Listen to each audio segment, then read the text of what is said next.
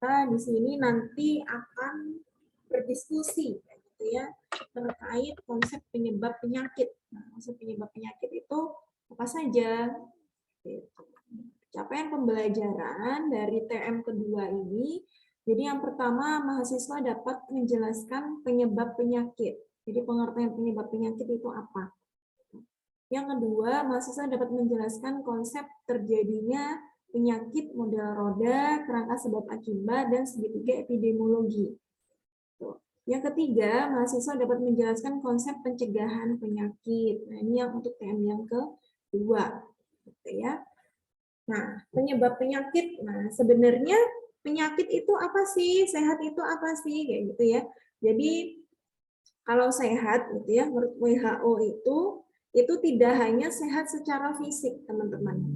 Jadi sehatnya itu dia secara fisik, mental, dan juga sosial. Gitu. Jadi kalau misalkan di depan gitu ya, kalau orang demam kayak gitu kan kelihatan ya secara fisik gitu ya. Secara fisik dia kedinginan, kayak gitu, pusing, kayak gitu, kelihatan kayak gitu ya. Tapi kan kalau mental itu dia tidak ada yang tahu gitu. Ya memang ada mental yang kelihatan, jadi sakit mental yang kelihatan. Tapi bisa jadi kalau misalkan kayak orang tertekan kayak gitu ya, banyak deadline misalkan tertekan kayak gitu sampai dia akhirnya punya penyakit mental gitu, itu juga ada yang nggak kelihatan. Berarti dia secara psikologi tidak sehat. Seperti itu. Sosial pun juga seperti itu, misalkan lingkungan yang dia terlalu toksik kayak gitu itu akan mempengaruhi orang yang ada di sekitar gitu ya, mempengaruhi kita. Nah, itu lingkungan nggak sehat, tentu dia akan berdampak pada orang-orang yang ada di sekitar. Gitu. Jadi kita mencoba untuk membuat lingkungan fisik dan juga mental kita itu dia sehat. Gitu ya. Kalau secara fisik, nah secara fisik kita bisa melakukan olahraga, bisa melakukan pengaturan pola hidup gitu ya, gaya hidup yang baik. Jadi tidurnya itu waktu tidurnya 8 jam gitu ya, maksimal 8 jam. Terus pola makan juga harus gizi seimbang gitu ya. Kalau mental itu agak susah ya di sini karena mental itu kan bisa berhubungan sama lingkungan juga ya, gitu lingkungan misalkan keluarga gitu itu akan berpengaruh. Jadi teman-teman juga bisa ini ya kayak refreshing kayak gitu ya, terus juga baca-baca buku terkait mental health itu seperti apa sih, bisa baca buku terkait itu. Kalau sosial ini juga agak susah juga, lingkungan itu kan bukan hanya kita ya yang membuat lingkungan itu. Maksudnya lingkungan itu kan dia dipengaruhi oleh beberapa faktor ya di situ ya. Tidak hanya kita sendiri yang di situ, tidak hanya kita yang hidup di lingkungan itu kayak gitu. Jadi teman-teman kita, orang tua kita, tetangga kita, nah itu bisa mempengaruhi mental health, juga bisa mempengaruhi, sebenarnya bisa mempengaruhi fisik kita juga gitu. Kalau mental health-nya itu dia kalau sembuh itu kan ada yang memang lama ya untuk sembuh ya kayak gitu. Itu juga akan berpengaruh pada fisik kayak gitu. Jadi nggak apa-apa, jadi ya berobat kayak gitu ya. Jadi kalau dari WHO sendiri memang dia disebut sehat kalau secara fisik, mental dan juga sosialnya itu dia sehat. Sedangkan kalau penyakit ini kebalikannya gitu kan ya. Jadi dia proses gangguan fisiologis, gangguan psikis kayak gitu, dan juga gangguan dari behaviornya, dari tingkah lakunya, dari lingkungannya. Gitu. Makanya kan tadi berarti kebalikannya ya. Jadi kalau sehat itu secara fisik, mental, sosial. Nah kalau penyakit itu dia ada gangguan nih, baik dari fisiknya, dari mentalnya, dari psikisnya ya, dan juga dari lingkungannya. Nah gitu. Nah penyebab penyakit ini ada yang single, ada multiple, kayak gitu. Jadi kalau sekarang itu sudah banyak yang multiple ya, gitu ya, penyebab dari penyakit gitu. Ada penyebab yang dia bisa diturunkan resikonya, ada memang tidak bisa diubah, gitu ya. Yang penyakit-penyakit yang memang genetik, penyakit yang dia histori keluarga, nah, itu biasanya susah untuk diturunkan resiko, bukan diturunkan resikonya ya. Kalau diturunkan masih bisa ya, gitu. Tapi biasanya kalau histori genetik kayak gitu, itu tidak bisa dirubah kayak gitu. Kalau di sekarang ini ya, sekarang ini kalau dulu sekali itu penyakit ini masih kebanyakan adalah penyakit yang menular, gitu ya. Jadi penyakit yang diakibatkan oleh vektor. Jadi penyakit menular itu kebanyakan penyakit yang diakibatkan oleh vektor, baik dari virus, bakteri, gitu ya. Jadi mikroorganisme. Jadi penyakit yang dia berhubungan dengan vektor, kayak gitu. Sedangkan sekarang ini sudah ada transisi nih, sudah ada movingnya, ada shiftingnya, shifting penyakitnya, jenis penyakitnya. Jadi karena masyarakat sekarang ini juga gaya hidupnya, pola makan, terus juga pola tidurnya, kayak gitu. Ini nggak baik gitu ya, ada yang nggak baik kayak gitu. Nah, ini sudah berubah nih transisi penyakitnya ke penyakit yang tidak menular gitu ya. Jadi obesitas, diabetes, hipertensi, kanker dan juga jantung. Tapi yang terakhir, jadi antara kedua ini sebenarnya ini ada prosentasenya sebenarnya sama-sama tinggi sebenarnya. Jadi penyakit dua ini dia tidak boleh istilahnya prioritasnya harus sama kayak gitu ya. Jadi prosentasenya itu sebenarnya sama-sama tinggi. Jadi pemerintah kita dan juga dari pihak WHO kayak gitu itu harus sama-sama memprioritaskan. Jadi dari 10 besar, 10 besar penyakit itu seperti apa ya, diare itu masih termasuk ke dalam 10 besar penyakit kayak gitu, 10 besar tren penyakit kayak gitu di seluruh dunia gitu ya. Kalau untuk gizi kayak gitu, kalau teman-teman tadi ini ada double burden disease kayak gitu. Sekarang itu kan double burden malnutrition.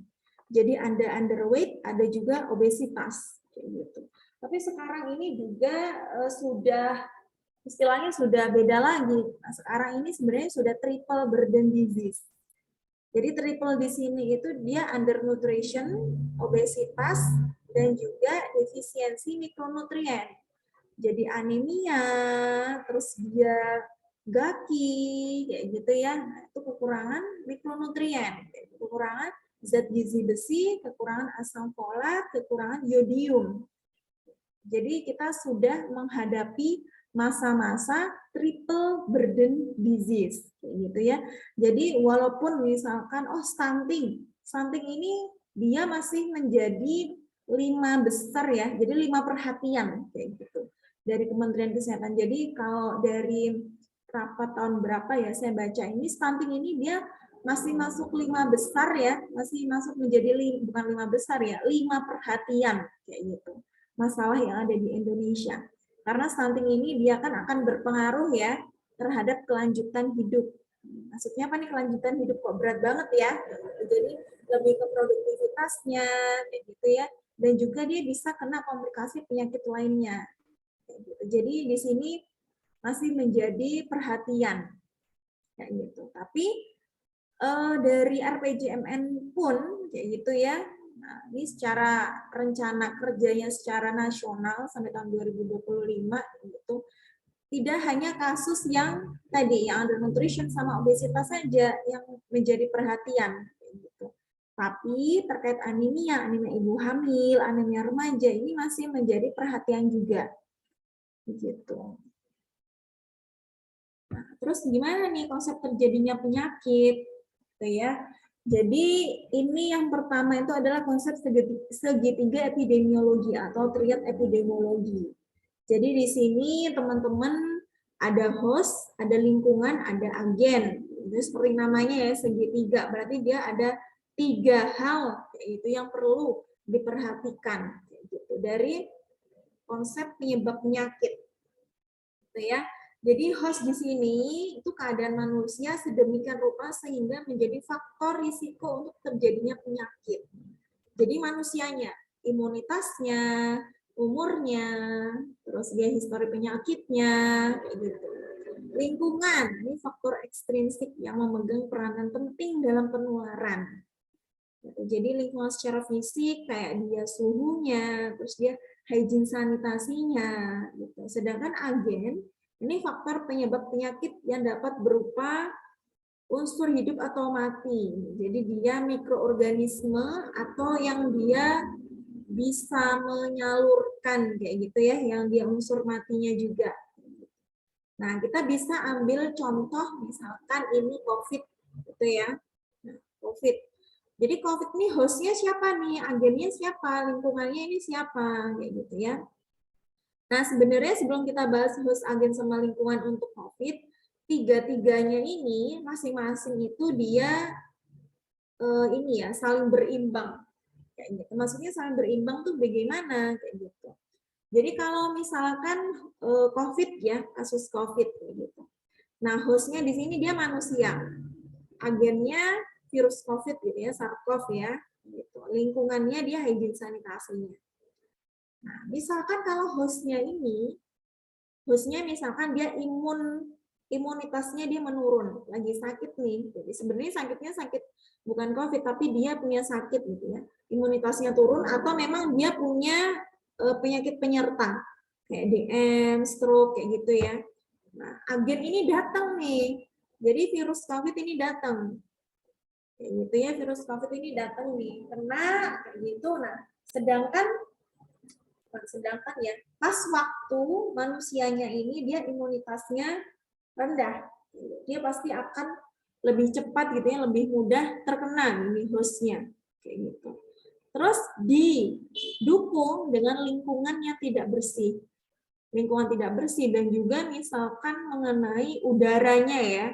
Misalkan tidak ada sirkulasi udara yang baik. Nah, akhirnya lebih cepat menurun nih, lebih cepat menular. Gitu. Contohnya seperti itu ya.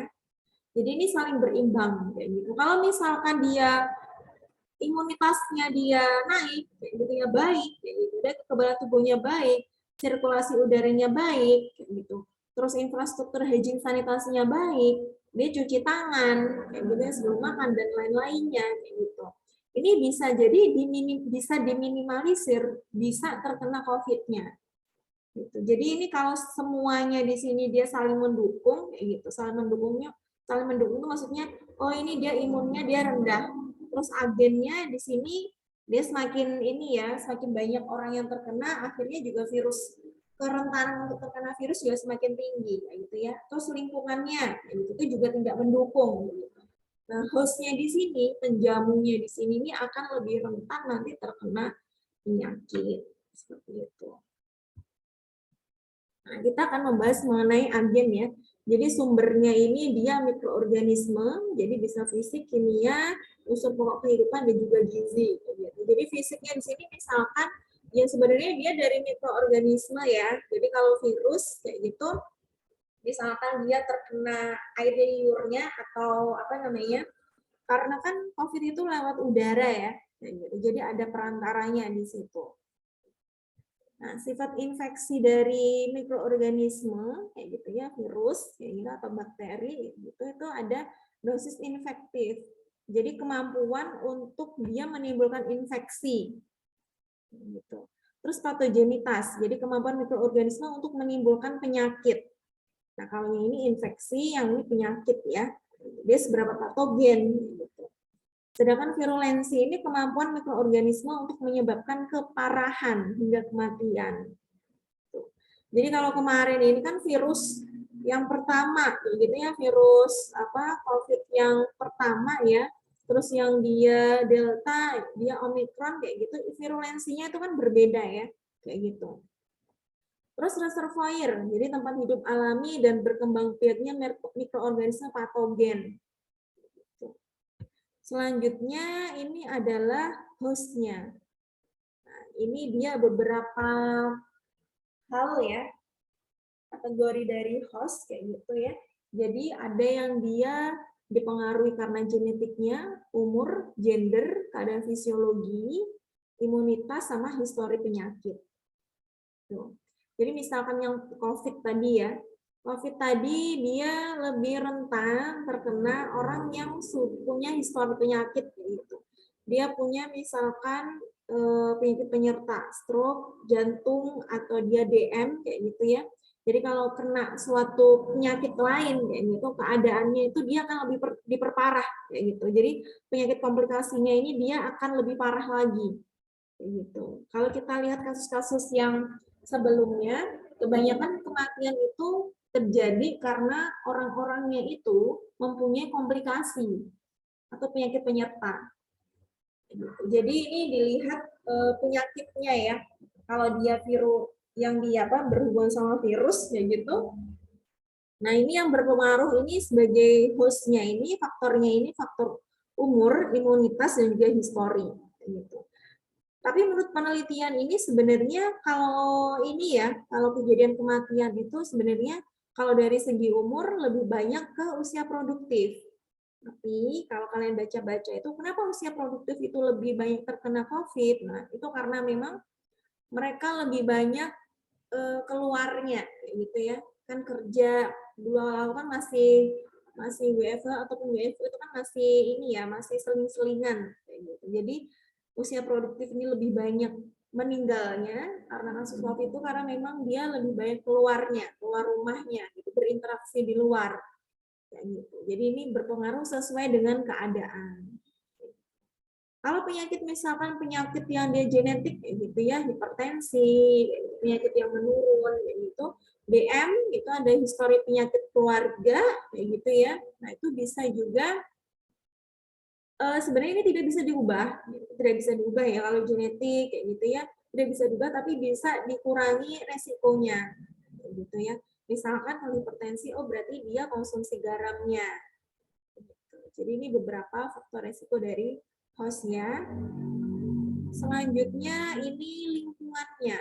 Jadi faktor lingkungan itu ada fisik, biologi, dan sosial ekonomi. Di fisik ini suhunya, cuaca udara, sanitasi umum, dan kualitas air. Nah, kalau yang tadi ini yang COVID gitu, contohnya kalau fisik itu dia sirkulasi udaranya nih. Sirkulasi udara. Terus dia ada atau tidaknya fasilitas hygiene sanitasi. Tempat cuci tangan kayak gitu. Terus ini juga ya, selain sirkulasi udara itu dia pencahayaan. Itu juga ya, mendukung juga ya. Terus apalagi nih kayak gitu. Fasilitas kalau sekarang ya kantor-kantor itu sudah menyediakan hand sanitizer selain dari yang cuci tangan ya, dan juga menyediakan masker kayak gitu. Nah, jadi ini maskernya kan sebenarnya harus sekali ganti ya. Gitu. Tapi ternyata ini nggak disediain, misalkan dari kantor harus beli sendiri, gitu. Misalkan seperti itu. Nah, itu bisa masuk ke faktor lingkungan yang fisik. Sedangkan kalau biologi, ini wilayah dengan flora yang berbeda akan memiliki pola penyakit yang berbeda. Flora dan juga fauna ya, flora yang hewan ya, flora fauna. Jadi ini misalkan penyakit yang memang perantaranya itu hewan. Jadi misalkan perantaranya hewan kayak anjing, kayak gitu ya. Notabene misalkan daerah tersebut masih banyak anjing liar. Gitu. Jadi ini dia bisa menjadi peningkatan penyakit rabies di daerah ini. Jadi ini tergantung dengan jenis dari flora dan juga faunanya. Nah, selanjutnya sosial ekonomi. Nah, ini pekerjaan yang berhubungan dengan zat kimia akan mudah terpapar oleh zat kimia. Jadi misalkan dia secara sosial, nah dia bekerja nih, bekerja di lingkungan pabrik yang dia memang membuat zat-zat kimia kayak gitu. Nah, kalau dia keseringan kayak gitu ya, nggak pakai alat pelindung gitu ya misalkan, dan juga nggak pakai alat pelindung kayak gitu ya. Nah, itu akan lebih mudah terkena zat kimia tersebut gitu, ada paparannya gitu. Apalagi kalau orang yang kerjanya di ini ya, di nuklir kayak gitu ya. Jadi dia akan lebih rentan misalkan terkena radiasi nuklir kayak gitu. Makanya kalau orang yang wanita biasanya ya, nah itu yang mau yang apa? Yang hamil kayak gitu ya, itu tidak diperbolehkan untuk berdekatan begitu ya, ada wilayahnya sendiri gitu. Jadi tidak boleh mendekati wilayah tersebut gitu, karena bisa berdampak pada bayinya. Nah, ini contoh trias epidemiologi pada diare. Ya, kalau tadi dari COVID itu ini diare. Nah, hostnya apa nih? Manusianya nih, hostnya apa? Status gizinya. Status gizi dari manusianya. Kalau kita masih ingat conceptual framework ya, kayak gitu, yang dia penyebab langsung, kayak gitu, itu kan ada infeksi dan juga konsumsi makanan ya. Jadi kalau dia ada infeksi nih, ada infeksi, dia akan mempengaruhi ke status gizi. Gitu. Nah, kita ke penyebab langsungnya aja dulu nih. Kalau dia tidak mau makan, nah dia akan lebih rentan terkena infeksi. Tidak mau makan tentu saja dia akan berpengaruh terhadap status gizi.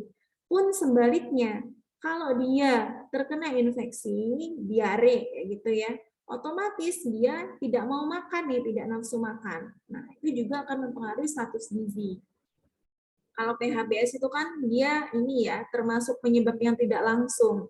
Gitu. Jadi infrastruktur di situ ada nggak dia air bersih, ada nggak dia fasilitas untuk cuci tangan, terus gimana keadaan sungainya, jambannya bagaimana, gitu. Itu mempengaruhi kasus diare. Gitu. Lingkungannya ya, lingkungan itu yang sungai tadi juga bisa sanitasi yang buruk, itu di lingkungannya. Kayak gitu.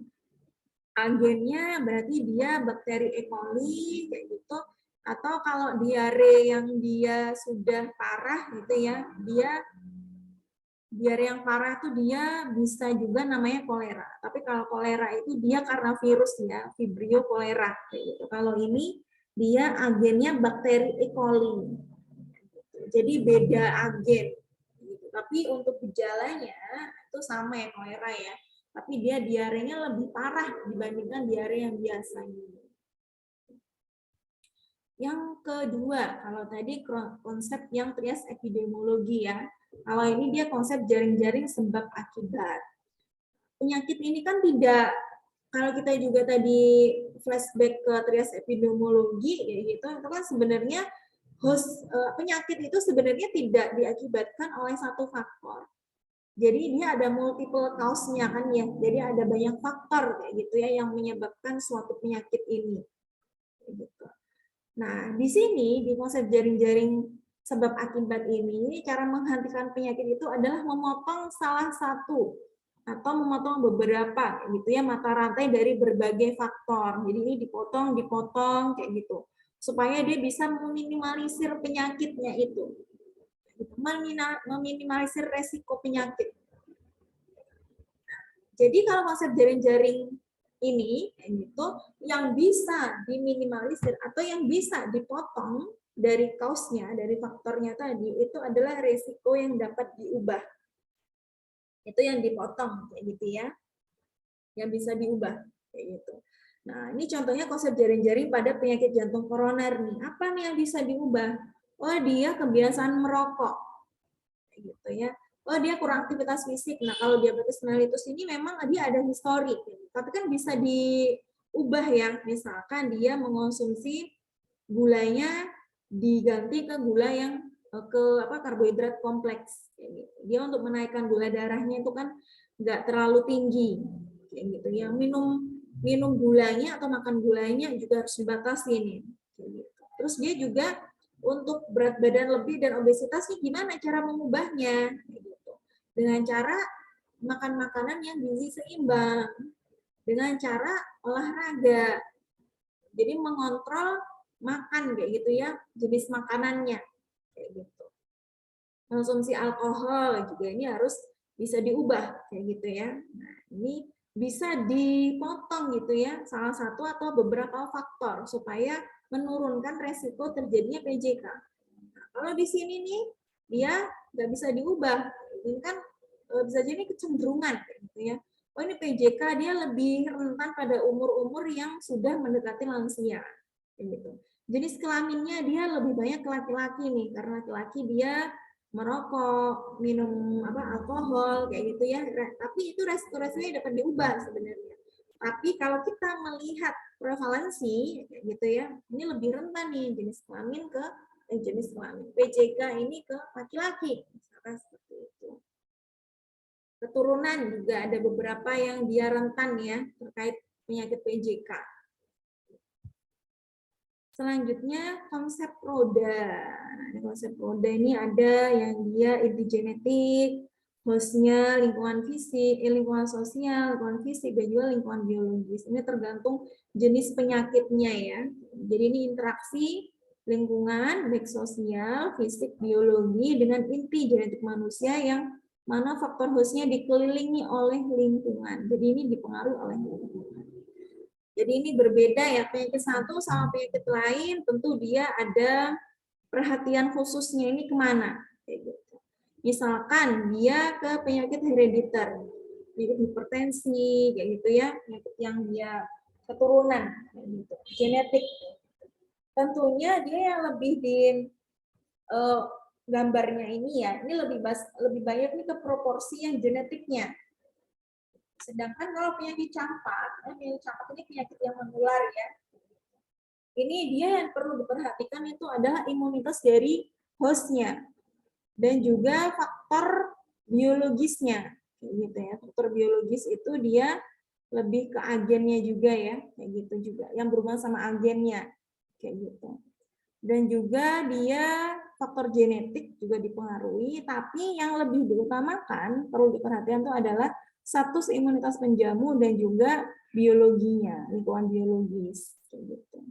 Yang ketiga, misalkan dia stres mental, gitu ya. Jadi peranan lingkungan sosial nih, yang dia mempunyai faktor yang lebih banyak berpengaruh dibandingkan dengan lainnya. Gitu. Ini juga malaria ya, ini lingkungan biologis ya, itu yang lebih besar dibandingkan lingkungan sosial dan juga lingkungan fisik. Nah, setelah kita membahas tadi ke penyebab penyakit ya, konsep penyebab penyakit, sebelum kita ke masalah gizi, ada yang mau ditanyakan?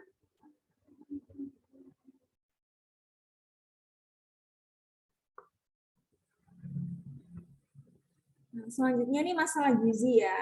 Jadi seperti yang saya sampaikan sebelumnya, tidak hanya Indonesia tapi seluruh negeri gitu ini sudah menghadapi triple burden disease ya. Jadi nggak cuma double burden malnutrition kayak gitu. Jadi triple burden malnutrition. Jadi dia karena undernutrition, kekurangan gizi, obesitas atau overweight yang dia kelebihan gizi, dan juga defisiensi mikronutrien. Jadi kalau kalian lihat ini peta ya, kayak gitu. Ini tahun 2010 sampai 2016 kayak gitu, persentase yang dia stunting kayak gitu ya. Nah, ini ya. Jadi yang paling banyak ini masih daerah South Asia ya, kayak gitu. Afrika ini juga dia masih tinggi gitu. Jadi kalau tinggi itu dia 30 sampai kurang dari 40 ya. Gitu. Kalau 40% nih kayaknya nggak ada ya yang 40% yang very high. Nah, masalah gizi di Indonesia ini tadi ya, nggak cuma dia obesitas, kelebihan gizi, kekurangan gizi secara makronutrien, tapi juga dia defisiensi mikronutrien. Jadi dia masalah yang dapat dikendalikan, masalah yang belum selesai, dan masalah baru yang mengancam kesehatan itu ada beberapa, gitu ya. Nah, ini masalah yang dapat dikendalikan, ini KVA, kekurangan vitamin A. Nah, ini kan bisa disiasati ya, jadi bukan penyakitnya, tapi pencegahannya ya. Jadi pemberian vitamin A, GAKI dengan cara fortifikasi, gitu kan ya, fortifikasi yodium ke garam, yaitu AGB, itu juga ya, dengan pemberian TTD pada remaja dan juga pada ibu hamil, gitu ya, diberikan suplemen zat besi, gitu. Jadi ini termasuk ke masalah yang dapat dikendalikan. Terus yang kedua, masalah yang belum selesai nih. Sebenarnya ini juga masalah yang belum selesai, tapi ini bisa dikendalikan, gitu ya. Nah, masalah kenapa di sini dia nggak masuk ke masalah yang dapat dikendalikan kayak gitu? Karena kita ingat bahwasanya status gizi itu sebenarnya akar masalahnya itu adalah ekonomi. Jadi ekonomi ini ya sebenarnya bisa dikendalikan gitu ya, tapi kan tergantung sama negaranya ya, kayak gitu. Jadi ekonomi di Indonesia ini memang beragam, kayak gitu ya. Ke bawah yang paling dominan ini kan menengah ke bawah ya. Jadi memang dia faktor utamanya ini yang sebenarnya gampang-gampang susah gitu ya untuk dikendalikan. Gitu. Jadi di sini ada balita pendek, balita gizi kurang, dan juga balita gizi buruk. Gitu. Jadi ini yang lebih rentan ini yang belum selesai ini kasus balita. Gitu. Kenapa di sini yang lebih fokusnya balita? Karena dia yang paling rentan. Gitu ya. Yang ketiga, masalah baru yang mengecam kesehatan masyarakat. Sebenarnya nggak baru-baru banget, kayak gitu ya. Nah, ini dia sama sih, jadi balita yang pendek, yang stunting, wasting, overweight, obesitas, itu sebenarnya juga mengancam kesehatan masyarakat. Tapi ini masalah obesitas ini, dia lebih banyak komplikasinya ke penyakit lain. Gitu ya, seperti dia diabetes mellitus, dan juga PJK, stroke, kayak gitu. Dia dipicu biasanya karena obesitas juga salah satunya. Ini pertemuan kemarin ini juga sudah kita diskusikan ya, bahwasanya ketika kita self love, cinta pada diri kita sendiri, walaupun kita badannya misalkan obesitas overweight, itu tidak benar. Menerima diri apa adanya itu bukan dengan tidak merubah pola makan ke pola makan yang benar. Gitu ya. Memang menurunkan berat badan itu susah. Memang untuk mengubah habit itu susah. Gitu ya. Tapi apakah kita mau kayak gitu ya? Apakah kita akan mau mendapatkan penyakit secara sukarela? Itu kan enggak kan ya. Jadi kita sudah harus mulai sadar untuk mengubah pola makan kita, gaya hidup kita, pola tidur, aktivitas fisik, seperti itu. Terus selanjutnya yang ini ya, KVA yang dapat dikendalikan tadi ya. Jadi KVA itu dia bisa dilihat dari serum darah, gitu ya. Jadi KVA ini biasanya penyakitnya ini adalah serotalmia. Gitu ya, kalau sudah kronis itu dia serotalmia. Gitu. Nah, ambang batas dia menjadi masalah kesehatan, ini dia kalau yang prevalensi serotalmianya ini adalah 0,5%. Kalau untuk dia yang kandungan serum darahnya ini ambang batasnya ini 15%. Jadi kalau dia 15% ya, misalnya 15% di sini, ini akan menjadi masalah kesehatan.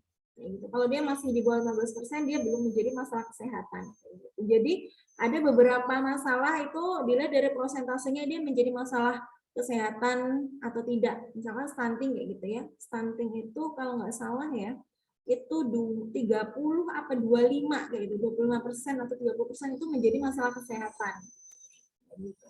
Yang biasanya menjadi masalah kesehatan itu adalah masalah-masalah yang subjeknya itu adalah yang rentan. Jadi balita, terus dia remaja, gitu.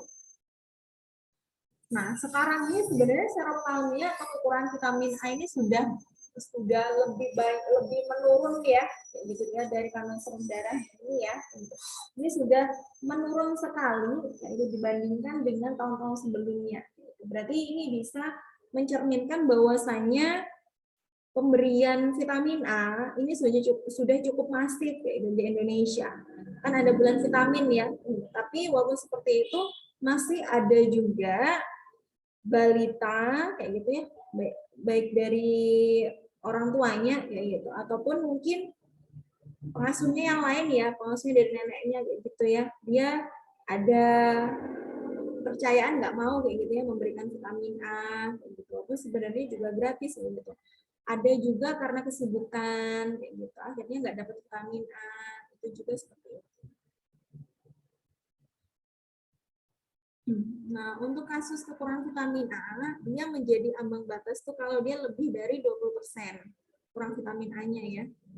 Ini menurut data Riset 2007, 2013, dan juga SINET 2011. Jadi ini masih sampai 2006 ini masih menjadi masalah kesehatan ya, kesehatan masyarakat. Kalau 2011 ini sudah lebih menurun ya. Kalau untuk serum retinolnya, ambang batasnya kan 0,5 ya, 0,5%. Jadi ini dia banyak ini kandungan serum retinolnya ya. Jadi ini 0,7. Kalau kurang ini di bawah 0,7 ya. Ini biru kalinya. Kuning sama hijau. Ini cukup di daerah pedesaan ya. Cukup Ini juga ada yang cukup segini ya. Itu pedesaan dan juga perkotaan. Jadi kalau kita lihat di sini, sebagian besar ini sudah cukup ya untuk serum retinolnya ya, di atas 1,05 mmol per liter. Masalah selanjutnya itu adalah GAKI, gangguan akibat kekurangan yodium. Jadi kalau di kemarin juga sudah kita belajar ya, pas waktu status gizi gitu ya. Jadi GAKI ini kalau untuk ibu hamil, jadi ibu hamil ada kekurangan yodium, nanti bisa mengakibatkan bayinya ini kreatif, kerdil, dan juga secara mental dia nggak bagus, gitu ya, nggak baik, gitu. Nah, kalau untuk orang dewasa, nah ini dia kekurangan yodium ini bisa mengakibatkan gondok atau goiter. Gitu. Nah, pemerintah ini sudah mempunyai program yaitu fortifikasi, gitu. Karena memang kandungan yodium di tanah Indonesia ini masih kurang ya. Nah, akhirnya difortifikasi ke garam. Fortifikannya iodium, gitu ya. Nah, biasanya bahan-bahan fortifikasi ini adalah yang memang sering dikonsumsi secara ini ya, secara rutinitas itu setiap hari gitu dikonsumsi oleh masyarakat Indonesia. Makanya biasanya pemerintah itu milihnya karena yang dia sering dikonsumsi ya, seperti garam, tepung, mie, kayak gitu difortifikasi oleh mikronutrien lainnya. Jadi fortifikasi itu dia sebenarnya bahannya tidak ada sama sekali kandungan itu, terus ditambahkan. Gitu. Kalau goiter itu ada grade-grade-nya ya. Kalau dia sudah grade 4 itu dia sudah kelihatan besar. Jadi 3, 4 itu dia sudah kelihatan besar. Kalau grade 1, 2 itu dia kalau kita lihat tuh sebenarnya nggak terlalu besar, tapi kalau kita sebagai yang penderitanya, kita ini ya kita pegang kayak gitu ya, kita raba kayak gitu itu sudah ngerasa bahwasanya itu ada pembengkakan kayak gitu. Selanjutnya masalah anemia gizi besi. Jadi kalau anemia itu kan dia diakibatkan tidak hanya kekurangan zat gizi besi ya, jadi ada beberapa penyebabnya. Cacingan, terus dia kecelakaan, menstruasi, terus talasemia, kayak gitu. Karena dia mudah pecahnya eritrosit ya, kayak gitu. Dan juga yang ini pendarahan juga ya, ini bisa menyebabkan anemia. Tapi kalau di Indonesia, ini sebagian besar anemianya memang diakibatkan karena kekurangan zat gizi besi. Jadi asupan protein atau protein hewaninya ini masih sedikit ya dibandingkan dengan protein hewani, protein nabati. Karena penyerapan bioavailabilitas dari penyerapan ini zat besi protein hewani itu dia lebih tinggi dibandingkan dengan protein nabati. Jadi masih banyak yang konsumsi protein nabati yang berasal dari serealnya juga. Ya. Ini kasusnya ini sebenarnya sudah mulai menurun ya di sini ya. Nah, ambang batas masalahnya ini dia lebih dari 20%. Kayak gitu di semua kelompok. Jadi kalau di tahun 2011 ini dia sudah tidak menjadi kasus lagi, kasus kesehatan. Gitu. Bukan tidak menjadi kasus kesehatan, jadi dia tidak menjadi kasus kesehatan masyarakat. Kayak gitu ya. Nah, ini yang belum selesai stunting, gizi kurang, dan gizi buruk. Nah, ini masih tinggi ya. Kayak gitu ya. Untuk stuntingnya, nah, ini masih tinggi nih ya.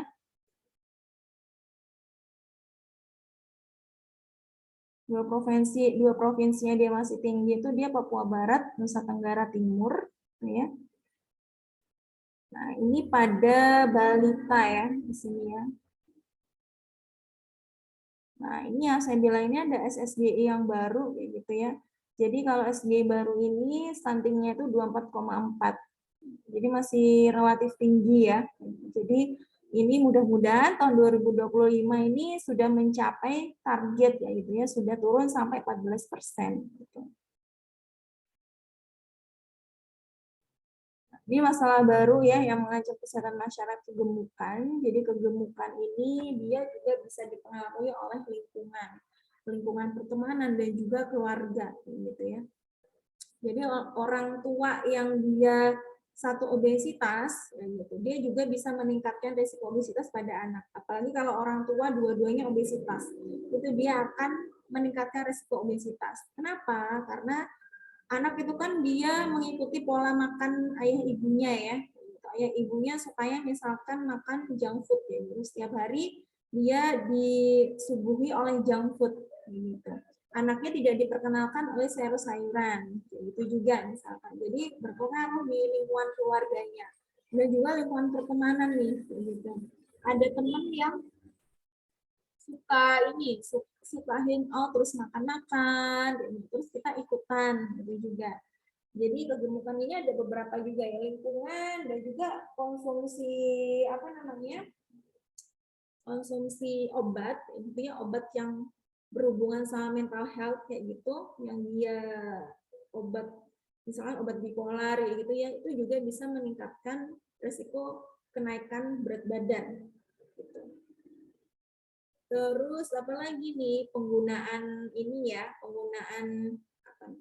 kontrasepsi oral itu juga bisa meningkatkan kenaikan berat badan. Walaupun nggak semuanya ya, mungkin ini ibu A kayak gitu menggunakan kontrasepsi oral ini tidak naik BB-nya. Tapi kan itu ada perubahan hormon ya, maksudnya mengakibatkan kenaikan berat badan. Jadi kalau kasus ini, jadi ini remaja 5 sampai 12 tahun ya, gitu. Ini masih anak sekolah ya kalau yang 5 tahun ya, gitu. Jadi ini ada peningkatan ini ya, kita lihat gemuk sama obesitasnya ya, gitu. Peningkatannya itu yang ini ya, ada penurunan berarti ya. Jadi ini tahun 2007 ke 2010 ini dia ada peningkatan, di 2013 ini ada penurunan kayak gitu. Kalau yang ini balita ya, jadi ada penurunan 3% gitu. Kalau yang ini kita nggak bisa lihat penurunannya, kenaikannya, karena ini hanya data 1 tahun ya. Gitu. Jadi obesitas di sini lebih banyak ke laki-laki gitu, di tahun 2013 ini. Gitu. Jadi ini kenapa dia mengancam tadi ya, karena dia bisa menimbulkan resiko penyakit lainnya atau gangguan metabolik lainnya. Dan timbulnya penyakit degeneratif juga pada usia lanjut. Seperti yang saya sebutkan tadi, seperti dia stroke, PJK, kayak gitu ya. Nah, ini faktor penyebab masalah gizi. Nah, ini yang saya bahas tadi ya. Jadi ada beberapa penyebab masalah gizi, akar masalah, penyebab utama, penyebab tidak langsung, dan juga penyebab langsung. Gitu. Jadi setiap masalahnya ini kita harus aware ya, kayak gitu. Karena memang tidak hanya salah satu, misalkan ini intervensinya ke sini aja nih, lebih ke sini aja. Atau intervensinya lebih ke sini aja nih, gitu. Nggak seperti itu. Jadi kita lebih ke semuanya harus ada programnya, kayak gitu ya.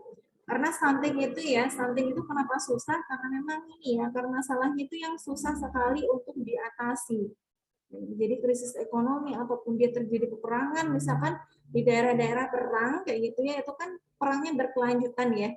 Jadi akses untuk makanan, akses untuk pendidikan itu kan juga susah ya. Padahal di sini untuk penyebab langsungnya ini terkait konsumsi zat gizi ataupun ketersediaan di penyebab tidak langsungnya. Terus pendidikan kayak gitu, dia tidak ada akses pendidikan nih. Padahal di sini penyebab utamanya itu adalah pendidikan. Kayak gitu. Jadi masalah gizi itu sulit untuk ditekan atau sulit diturunkan sesuai dengan targetnya karena memang penyebabnya itu multisektoral. Kayak gini, penyebabnya ini penyebab yang secara long term itu baru bisa diatasi kayak gitu. Ya mungkin 10 tahun sudah agak kelihatan gitu ya, perubahan 5 tahun, 10 tahun itu kelihatan gitu. Tapi kalau 1 tahun, 2 tahun kayak gitu, turunnya itu nggak terlalu signifikan. Gitu. Nah, kita sampai di sini terkait penyebab masalah gizi ya, penyebab masalah dan juga konsep penyebab masalah atau penyebab penyakit ya, kayak gitu. Nanti untuk pertemuan minggu depan kita akan belajar mengenai pencegahan ya. Jadi nanti kita bahas terkait ini tentang intervensinya apa saja, kayak gitu. Terus ini kita juga membahas tadi ya masalah-masalah ekonominya apa gitu. Nah untuk slide-nya sudah saya share ya di email. Jadi teman-teman nanti sebelum materi selanjutnya sudah baca-baca nih. Kayak gitu. Dari sini ada yang mau ditanyakan?